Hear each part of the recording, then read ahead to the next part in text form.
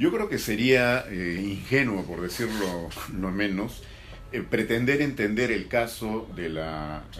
pretendida vacancia del magistrado Eloy Espinosa Saldaña en el Tribunal Constitucional por esta imputación de que no habría presentado su hoja de vida con los datos correctos al haberse consignado ahí que era doctor en Derecho, sin que tengamos el antecedente de más bien el momento en el cual el Congreso de la República decide acusar a 4 magistrados, él entre ellos, por una decisión que quisieron presentar como si se tratara más bien de una irregularidad. Lo cierto es que ellos pusieron en evidencia una irregularidad que había tenido lugar en el año 2013 y en lugar de investigar a los responsables de aquello, pretendieron valerse de esto para controlar el tribunal pidiendo la vacancia de 4 magistrados. Esto no prosperó. Como sabemos, la Corte Interamericana le puso freno a la decisión del Congreso, de un Congreso que está claramente en una tendencia autoritaria, donde se están dictando leyes constitucionalmente muy cuestionables y donde se espera que el Tribunal Constitucional pueda de alguna manera corregir esta situación. Es entonces cuando de pronto aparece la acusación porque se dice en su hoja de vida puso algo que no era verdad y por tanto no debió haber sido elegido miembro del Tribunal Constitucional el año 2014.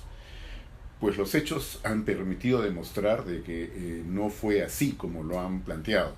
En realidad él presenta un conjunto de documentos, más de 60 páginas.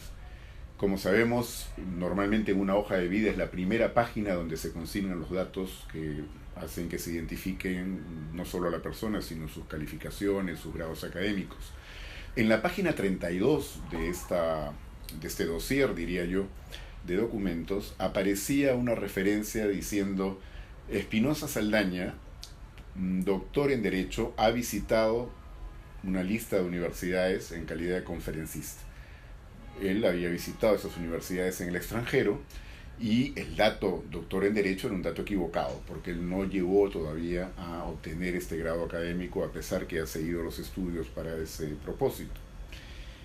Lo que hace él es que antes de que se ventilara la votación en el Congreso de la República, y porque además de este error habían otros, ¿no? Y quiso añadir alguna información, entonces retira esta documentación de la comisión que tenía que evaluar el Congreso, en el Congreso las postulaciones, y la sustituye por una nueva documentación en cuya página 32 ya no aparece la referencia a que él tuviera la condición de doctor en Derecho. Esto quiere decir que cuando los congresistas votaron, ¿no?, para elegirlo como miembro del tribunal también al lado de las otras personas que fueron seleccionadas en ese momento, no había ninguna posibilidad de que se confundiera su situación y se pensara que él tenía un título que no le correspondía. Esto fue demostrado con los cargos de los documentos que fueron presentados también, donde se demuestra que antes de que procediera la elección ya ese documento original había sido sustituido y el error había sido corregido. Después de eso, ya el señor, sobre todo Sardón, que es el que hace la acusación en el Tribunal Constitucional y pide que se promueva una vacancia, el magistrado Sardón, le imputa que en determinadas circunstancias, en un artículo, me parece publicado en una revista en una universidad de Chile, y también por algunas presentaciones que había tenido en otras universidades, había sido presentado con el título de doctor sin que este título le correspondiera. Esto ya pues definitivamente modificaba los términos de la acusación original, y lo que se pudo demostrar es que hay una mala práctica ciertamente en el Perú, y esto se repite en varios países de América Latina, de que a los abogados o incluso a los médicos se nos suele calificar como doctor, y si bien uno corrige esto en determinados momentos, no siempre es posible que la corrección se haga como corresponde. Entonces, esta situación de ninguna manera meritaba que se pudiera decir que había condiciones o razones suficientes como para pedir la vacancia en la función que cumple como magistrado. Creo yo que el asunto quedó absolutamente claro. En todo caso, uno puede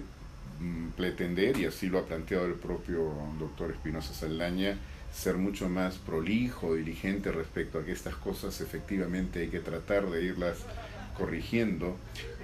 pero no se podía de ninguna manera aceptar que esto era base suficiente para plantear esa vacancia que, como repito, a mi juicio tiene mucho más que ver con una aspiración de controlar el Tribunal Constitucional, porque eso hubiera producido un vacío que había que completarlo en el Congreso, y sienten que tienen la mayoría suficiente para poder